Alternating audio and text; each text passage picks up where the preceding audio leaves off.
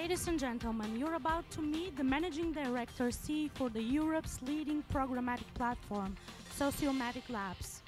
His broad experience also includes high-level positions in companies such as Sanox and eBay.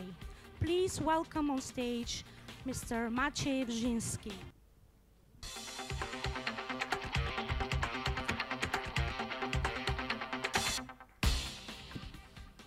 Thank you for having me.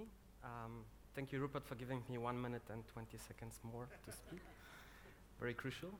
And today I would like to tell you more about 7 deadly sins in digital loyalty. So we know all it's very important to generate new users, to acquire new users, especially being a startup. But we need to take care about the strategy and also take care of our existing user base. And this is all what the presentation will be about.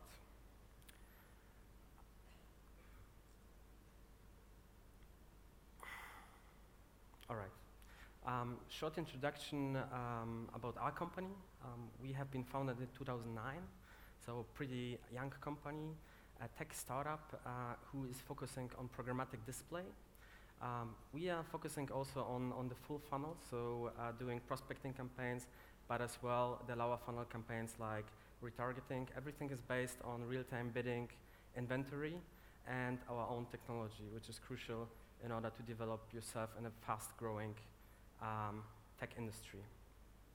And this was it about our company. My company is about customer centricity. So it all starts with the customer, about acquiring the customer, but then we need to talk about what to do in order to maintain them, or what to avoid in order to lose them. And first of all, if it's a customer, we ask the customer about how he feels when he sees personalized ads. And there's no surprise. Basically, 70% of the surveyed customers, they said, I'm feeling comfortable with, because it's getting my attention, it's relevant. So customers liked it. So now, 7 deadly sins mainly leads to the direction what to avoid in order to get the attention in a long-term perspective. So first of all, this is a picture of Times Square in New York, and so you can see there are many, many digital ad spaces on this slide, and I've read an article about this square. It's 230 digital ad spaces in one place. So it's hardly to remember even one of the brands displayed on this ads. And as a side note, the building in the middle is earning $23 million because of ad spend yearly, which is showing that it's also important to invest in proper buildings, and this is one of them. Yes, and then it's about relevance. So as soon as you exit an airplane and going to the taxi corner, this ad is really relevant for you. So it's not about spamming people and giving them the idea that you're not understanding their language. It's about really relevance and getting them what they're really looking for. Second deadly sins would be mass communication. And here a good example would be why offer a dog owner cat food and the other way around. It makes literally no sense. So here again, technology and programmatic display gives you the possibility to engage with the user on a user basis and applying their needs to your strategy on a one-to-one basis. A good example of the online industry would be a brand we all know, and what they did is quite tremendous. They gave up their logo field in order to engage with the users on a much, much deeper basis to create advocacy. And this is how the users feel engaged with the brand. Same example in the online industry where you have a real estate classified, and let's say somebody is looking for an apartment in London. So it would be crucial to show him also different apartments in London, maybe on the same price point, maybe the same square meters. Yes, that's right. But what if our CRM systems in the back end says we have a lot of investors on our website and they are looking for decent apartments for the same price range, nevertheless where it's located. So it can be London, it can be Sheffield. So then again, it would make sense to show them London and Sheffield apartments. But we don't know if we not structure data and we not analyze data. Forgetfulness. A good example would be the telco industry, where we do have different product types. Product type can be a prepaid card, a contract, a broadband, and here again, it's really unnecessary to show prepaid advertisement to people who already have a contract. Totally stupid, waste of money. So it would be completely the other way around. So again, we need to analyze data, we need to understand our customers, what products they are already using, to try to upsell our product portfolio. False promises. This is also very, very crucial, especially in the fashion industry, in the e-commerce industry, where you do have a lot of products, but the inventory is changing in real time.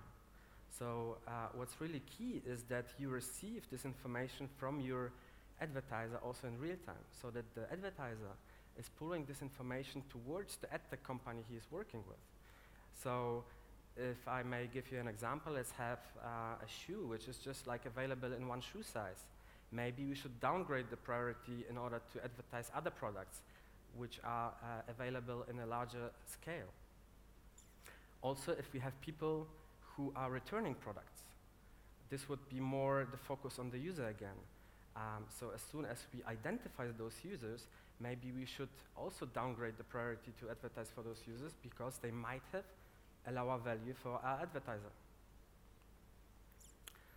Another example would be out of the travel industry, where it's crucial to know the exact time point when shall I advertise which product. And what we did for one of our clients is that basically we identified 3 different types of users who are booking travel packages. And it's the last minute booking, it's the early booking, and it's the guys in the middle. And the peak shows you basically that the most money is done by the guys who are booking in the middle, so let's say 2 or 3 months in advance. So it's needed that we split the campaigns in 3 different groups with 3 different budgets, 3 different objectives, and 3 different KPIs. The communication should be also adjusted to the needs of the customer. Because if somebody would like to book a trip to London next week, it's not really necessary to show him a trip to Doha in 3 months. So it's really key that we understand the customer and also create segments. We talked about products before we present the panel discussion, and we discovered that some ad tech companies are showing us the same location over and over again because we have been one time in Ho Chi Minh, and this makes also no sense. So we have to really segment users and to put them into groups and to see how their behavior changes or if they really book the same trip over and over again. And also many marketing channels. We heard it several times today. It's really key that we understand that the user behavior is changing.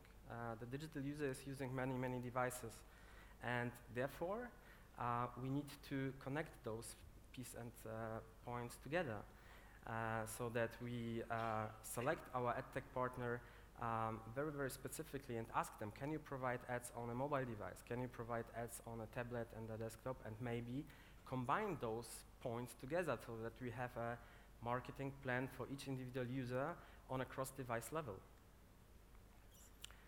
Web to store would be also another way to go. It's an evolution. The media landscape is evolving, but we need to talk about this one as well. So web to store or TV to store even. And in case of TV to store, I would like to share one example with you from the UK market, where already Sky TV, a digital TV provider, is offering basically personalized ads. So what they can do basically, they can match user data with an offline loyalty card system, and as soon as somebody is launching a product, let's say a shampoo, is pushing out to the market, they can basically show the ad to the one group, and the control group is not seeing this ad. And then they can combine this data and see the results in an offline store on a purchased basis. So then you can see what the ROI has been from a TV to an offline purchase.